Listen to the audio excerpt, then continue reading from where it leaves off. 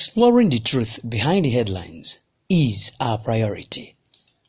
Welcome to Njenje Media TV. Follow us on all our social media feeds, Facebook, Twitter handles, Instagram, and lots more. Open letter to the Managing Director of Nigeria Railway Corporation. Dear Sir, the egregious charade at Idu train station. Sir, you have to intervene very urgently to end the show of shame currently going on with the sale of tickets for the Abuja-Kaduna train. As you are well aware, since the unfortunate upsurge in kidnappings on the Abuja-Kaduna road, the patronage of the railroad has skyrocketed with demand for tickets far outstripping availability.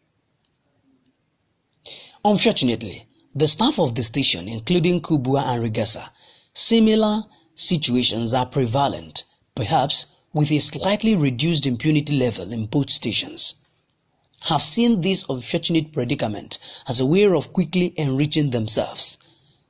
I have had previous experiences of first-class tickets being prematurely declared exhausted when less than 10 have been sold across the counter. But today's experience beggars belief. I arrived at the station at 7:50 for the 9:50 train to Kaduna, having missed the last train yesterday because of the delay in getting my luggage on returning from a trip outside the country. I joined the queue in the front of the locked ticket office, confident that as an early bird, I was the 8th on the queue. I will surely be able to secure even an economy class ticket. We waited patiently till boarding time was called at 9:40, but the door to the ticketing office remained firmly shut. Meantime, one couldn't help noticing touts doing a brisk business coming from inside the building and openly selling tickets to some patrons on the queue, who quickly disappeared into the waiting room.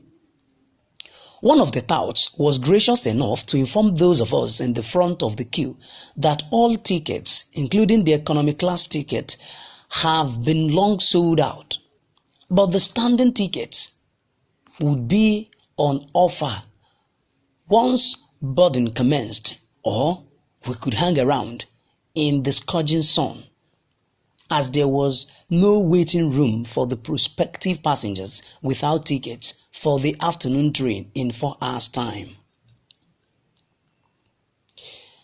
As a last-ditch effort, I tried and succeeded in getting on board for a standing space in one of the economic coaches, ESP14, with my unused ticket from yesterday. By the time the crowd from Kubwa joined, most of them only had the standing tickets without numbers. The aisle in the coach was completely filled with people packed like sardines.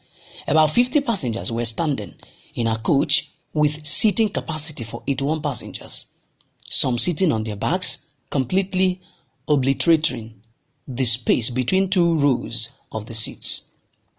I had to attend to a passenger who fainted, probably due to the heat and all the struggle to get into the train.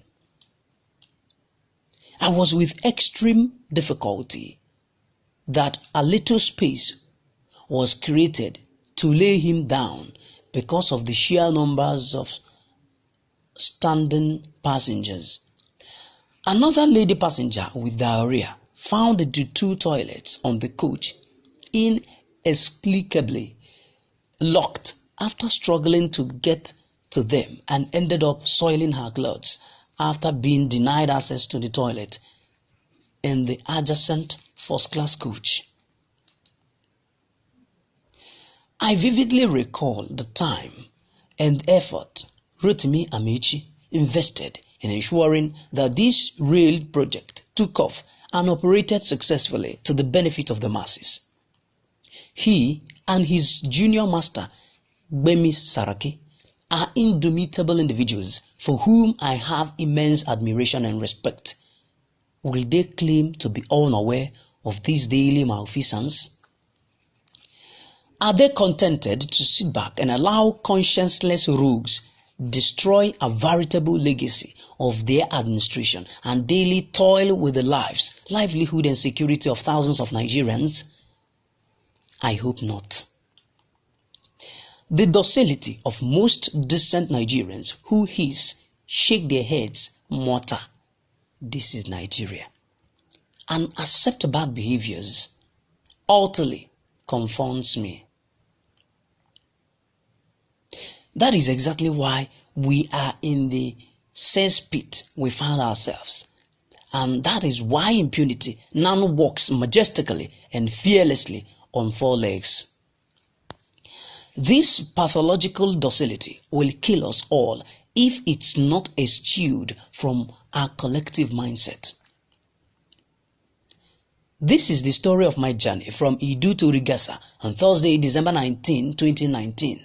I felt very sad and ashamed to notice firsthand the level of depravity our society has descended into, and decided to bring it to your attention and the attention of the wider public and other people in authority, in the hope that corrective action will be instituted ASAP. I hope that many other Nigerians who have been subjected to this horrible treatment will rise and add their voices. But let me assure you, sir, that this is just the beginning. I have resolved to carry on with this campaign to any level until this shameful situation is rectified and these shameless perpetrators are rounded up and appropriately dealt with. Dr. I.N. Ubineche, Senior Consultant, Obstetrician and Gynecologist, Medical Director, Belmont Specialist Hospital, Kaduna, Nigeria. I am John Paul Ani, Njenje Media TV.